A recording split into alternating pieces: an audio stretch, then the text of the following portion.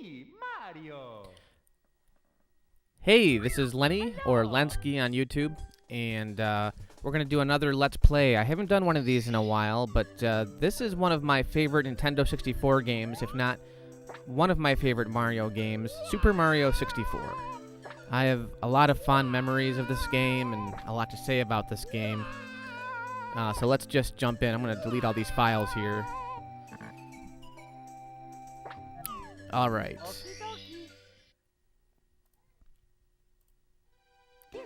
So here's Princess Peach. This was the first game I can remember where she was actually referred to as Princess Peach. Before this, I guess in Japan she was always Princess Peach, but in America we knew her as Princess Toadstool growing up.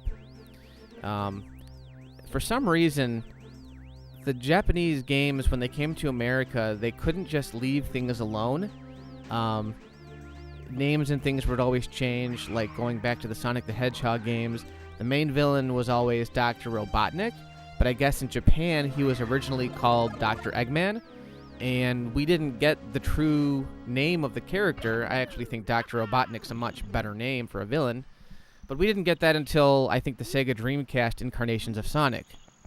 So anyway, this was the first 3D Mario game, probably one of the first 3D platformers. It's debatable if it's the first, but it was the first Mario one.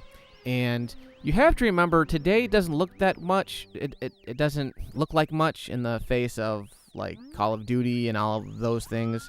I just compared Mario to a first-person shooter. I'm tongue-tied right now, and I'm not feeling well, so I do apologize. But back then, when this game came out, like now it looks like all polygonal and everything. Everything looks like a polygon. But there is nothing to compare this to back then. The Mario games we played were all 2D side-scrollers, and today you get a plethora of both. You get 2D and 3D Mario games, and both are really fun, and, you know, fans have their preference of what they like better. But this is one of my favorite Mario games because it did so many things right, and it's still, today, it holds its own. Maybe the graphics aren't that great compared to, like, Mario Galaxy, which I love, but this is still a lot of fun, and I did do a top 10 video of my top 10 personal favorite video games. This was on there, and I don't know if I like this better than Super Mario World overall, but just what it did for the landscape of 3D platforming games was awesome and undeniable. Running around and throwing stuff like this and just seeing all the cool expressions. Oh, got blown up there. Seeing all the cool expressions that Mario could do. This was the first Mario game, I believe, where he was actually voiced in a video game. Well, actually, no, I take that back. He was voiced in some of those terrible CDI games.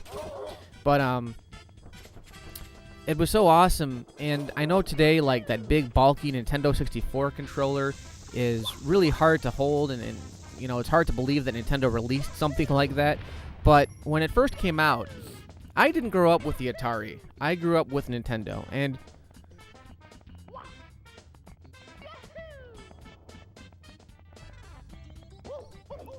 you gotta remember, when Nintendo came out, we didn't have a joystick. We had a D-pad, and Sega Genesis had a D-pad, and Super Nintendo had a D-pad. It really wasn't until this came out that they returned to the joystick. And the reason they did that was because you could get much more fluid movement with a joystick. Imagine playing this game with a D-pad. I mean, I'm sure it'd be possible, but the joystick was so awesome in that if you pushed it, you know, just a little bit, Mario would tiptoe, and if you pushed it a lot, he would go into a full sprint. That stuff was really innovative. I mean, it's pretty much expected now. That's pretty much how all the 3D games are played. But this was all new, so this was all really fun. And being able to pick up enemies like I just did with the King Babam here was always a real treat. And we'll get into Bowser in later episodes, but watching Nintendo Power used to send VHS tapes to certain people, certain subscribers, so you could see the demos of what these games looked like a year before any of this stuff came out.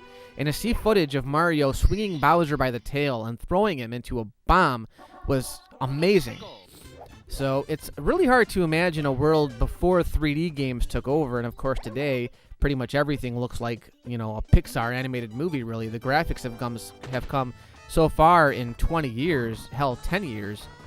So here I am racing Koopa the Quick, and not much to say about this star. It's very straightforward.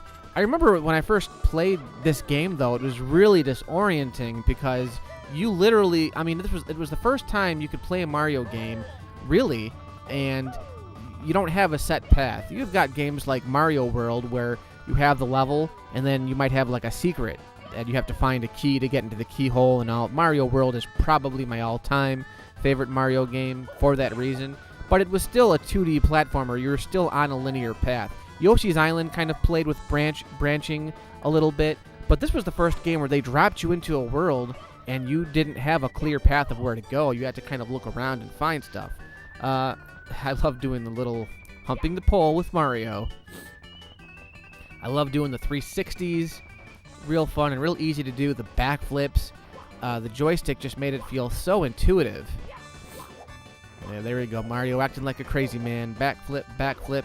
Gymnastic Mario. This is probably where Mario and Sonic at the Olympic Games came about. Doing some butt stomps. Practicing on my curls while I wait for this slow turtle to come, because he's a turtle. And there's my second star. Excuse me, I am really sick. I'm in Michigan right now, and the weather here is just god-awful. It's not that it's cold right now. It's actually, there's no snow or anything, but it goes from like 20 degrees to 60 degrees in like 0.6 seconds. I'm not kidding. Another innovation of this game was these cannons. I mean, it was awesome. You talk to these bomb guys, the cannon opens up. There we go. And your little friend there says you're all set to go, ready for blast off. Then you jump in the cannon pops out, and you get this nice first-person view of where you want to go. Yeah, that was awesome. Pilot Wings kind of played with the same mechanic, but I always thought having this in a Mario game was awesome, and just about every level has something like this. So this is pretty simple. You just have to get to this island for your star, and I think I overshot it here. Yes, I did. And I'm going straight down! I love that scream. It's hilarious. And just the brightness, the colors. I mean, if you look at a lot of first-person shooters today are so dark and gritty. I love the brightness of these games. It's, you know, a defining factor of the Mario games, but to see it translated so well into 3D is just amazing. I didn't even think Ocarina of Time, Legend of Zelda for the N64 really translated that good. I know it's an extremely popular game, and it's just my opinion, but I always thought Zelda was really colorful on, you know, in the 2D landscape, and then when they ported him over to N64 for Ocarina of Time, it just looked so gritty to me, that game. But Mario translated well. And there's my third star.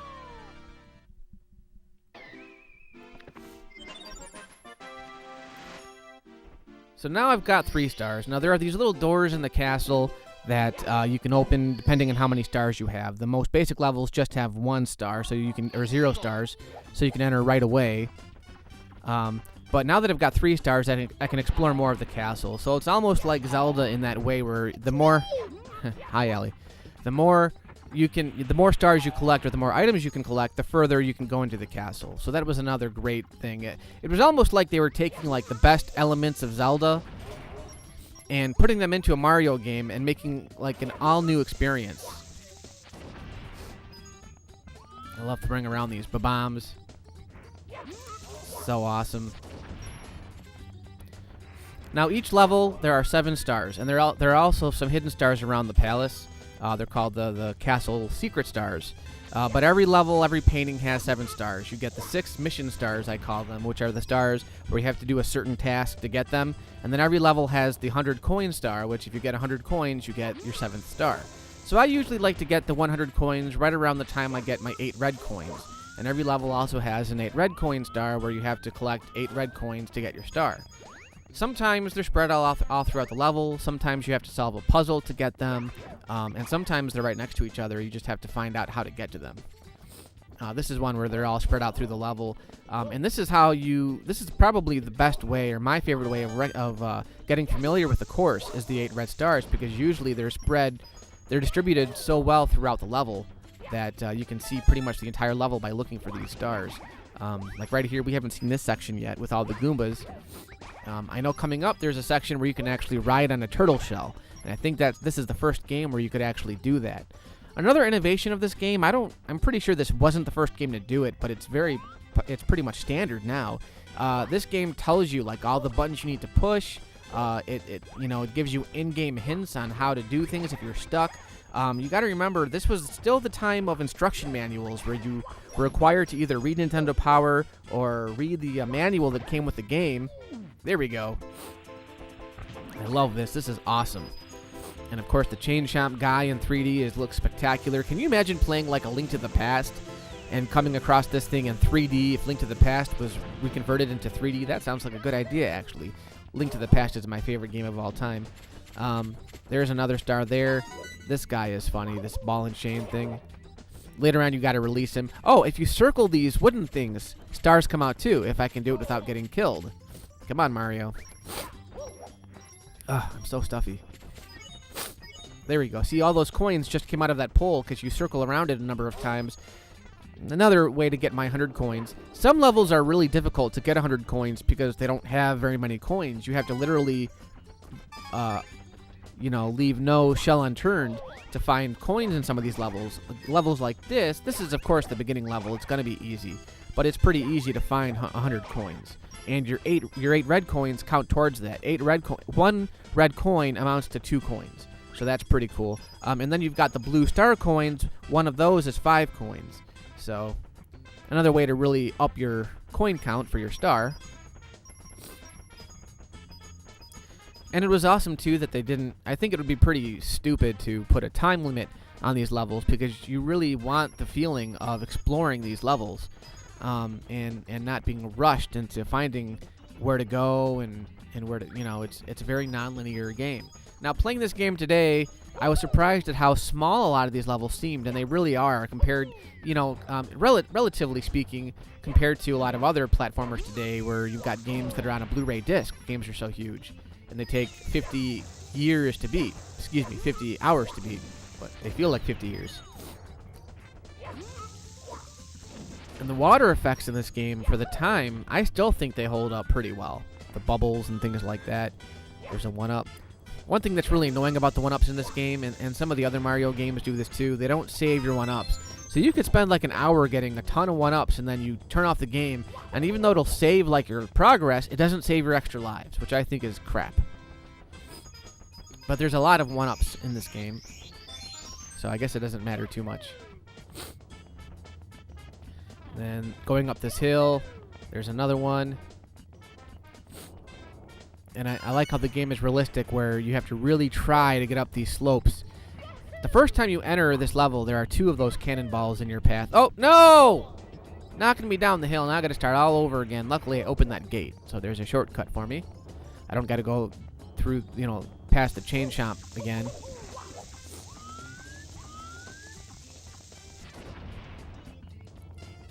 Yeah, but now there's 3 of those cannonballs in my path. Don't mess up, Mario. Oh! Getting hit. Now, if you look at his power meter too, that's another kind of different thing. It's very kind of similar to Mario 2, the US version of Mario 2, where you actually have a power meter or a health bar. Because usually, in a Mario game, you don't have a health bar. You just have, power-ups that help you along the way. This game doesn't use power-ups. Coins replenish your health. And also, if you're underwater, this is kind of different. Although it doesn't affect the game too greatly, you can only be underwater for so much time, and then Mario starts to run out of air. So again, you can either collect coins, or you have to come up for air every few seconds to keep your health replenished. Otherwise, you drown. Kind of interesting. I can see why they'd want to play with that. Sonic was the same way. Although Sonic almost never translates into 3D very well. And let's see. I think I've got almost all of my 8 coins. I'm going to throw this guy. I like to throw them off the cliff sometimes. I just decided to give him mercy.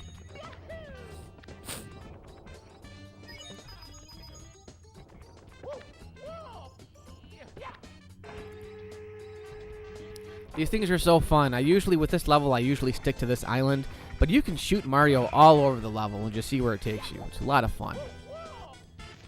And there's my coin. My star. Excuse me. Now I've got 95 coins. I want to make sure I get those coins first, because if I get the 8 red coin star, I'll have to start the level all over again with my coins. Whenever you get the 100 coin star, you can get that whenever you want in the level, and if you get that star, you don't start the level over. So I want to be really careful here. I'm 1 coin away, so it looks like I got all the coins in there. I'm going to drop down here real quick and just get my final coin. There's, I think, a crate around here somewhere that I can punch open. I love, too, how Mario can just punch things in this game. He's got so many different moves. It's unbelievable. Come here, you. Give me your coin. Thank you. There's my 100 coin star. So once you get that star, it'll save how many coins you got in the level, and then you can keep playing. Your mission stars, your 6 regular basic stars for each level, if you get those, it kicks you out of the level, so you don't want to have to go through all of that again. And again, sometimes it's very easy to get 100 coins, and sometimes it's not. There are some levels that are very stingy with the coins. And there we go. Got my 8 red coins. So we already have 5 stars. Tune in next time, and we're going to journey, hopefully finish this level, see some other beginning levels of Mario 64. It's been fun. Thank you.